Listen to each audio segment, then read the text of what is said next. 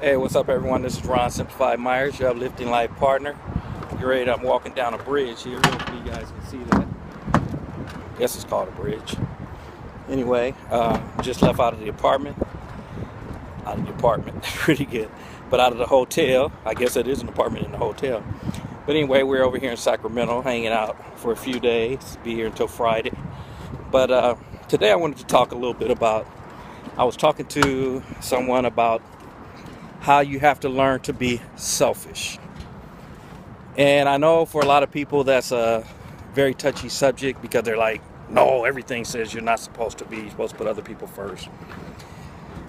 Well, I tell people, I said, there's a difference between being selfish and self-absorbed. And you have to be selfish in order to be of service to anyone. To understand kind of where I'm going, I use numbers. For example, let's say you want to give 100% of who you are at all times to every relationship that you're in. And folks, I believe all relationships are the same. It's just between two people. And as you guys have heard me say before, there's just two keys to relationships: communication and allowing people to be who they are. That's really it. Everybody's made this stuff more complicated, and you guys know that's my whole goal, is to simplify everything. And when I put out the book and that kind of stuff, you guys will see where I try to really simplify relationships and things like that a lot more, because really I think it is a lot more complicated. It has been made to be a lot more complicated than it really is.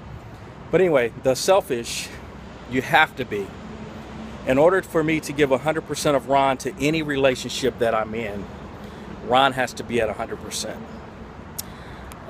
If I'm short in any area of my life, in other words, I'm not fulfilled in any area of my life, whether it's financial, mental, physical. Yeah, I'm working on that one too. You guys gonna see some changes, but I could be 100% and not be in the best shape. So let me clarify that also, and not be in the best shape possible. In other words, being fulfilled is being able to accept where you are at all times in every situation in your life. And I can accept where I am right now physically, don't get me wrong. My purpose is to be at my peak, in which means we're always striving to get better. That doesn't mean I don't feel fulfilled where I am today, and I hope that makes sense. Wanting to get better does not mean you're not fulfilled. And I think that's probably the distinction right there. I think some people feel, well, if you want to get better, then you're not fulfilled. Yes, you can be totally fulfilled with where you are. That's called gratitude and appreciating where you are. But you can always strive to get better. And I've always told my dad that, because he's always like, boy, you always read books, tapes. Boy, ain't nothing wrong with you. You good people. I'm going to be here anyway. So why not learn more, grow more, see the world from different perspectives? That's what some people call getting better, just seeing things from different perspectives, adding more value. However you want to see that. So my thing is, since I'm going to be here anyway, why not strive to do those type of things? So the same thing with my physical. I will strive to get better than where I am, but that doesn't mean I'm not fulfilled and grateful for where I am. Because I have to learn, and that's where I'm saying being at 100%.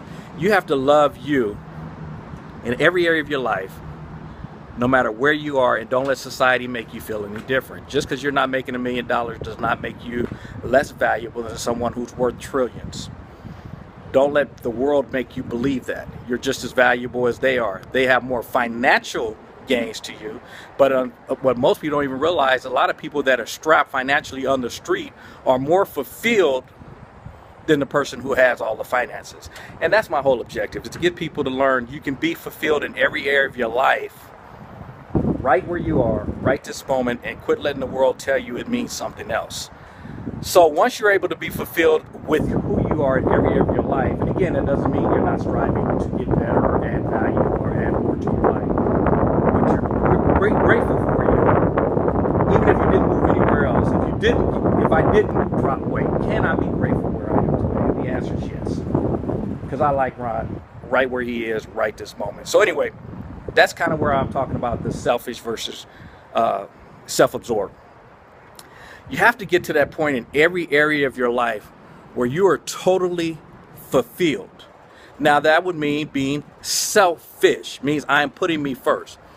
But I have to be at 100% or I can't give you the best Ron possible. That's why I made the comment earlier.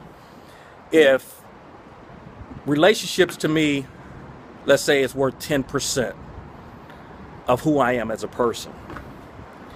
If that area is messed up in my life, that means 10% of Ron can never be given to the next person I'm in a relationship with, which means Ron can only give 90% of who he is to anyone. And that's not being the best you could possibly be. That's my point about being selfish. You have to get to that point. Self-absorbed are people that believe, or the way they carry themselves is they put themselves at a point where they're above other people, which to me is another way of saying arrogant. I tell people there's a difference between being confident and arrogant. And I've heard people say it's good to have some arrogance. I don't believe that. Arrogance is putting other people beneath you, and I don't think you need any of that.